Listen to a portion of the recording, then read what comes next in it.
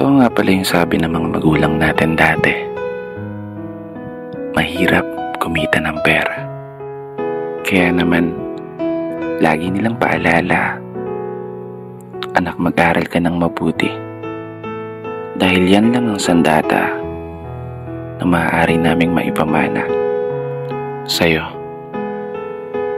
Isang sandata na magagamit mo sa mga panahong wala na kami sa tabi mo.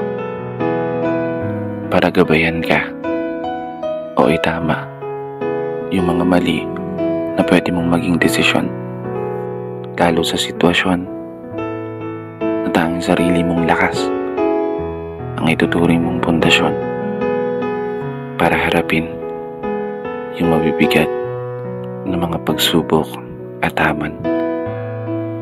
Tama talaga kayo. Tama lahat ng mga sinabi nyo. Eto na po yun.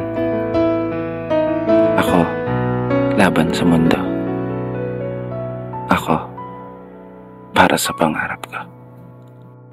Di ko may tatanggi.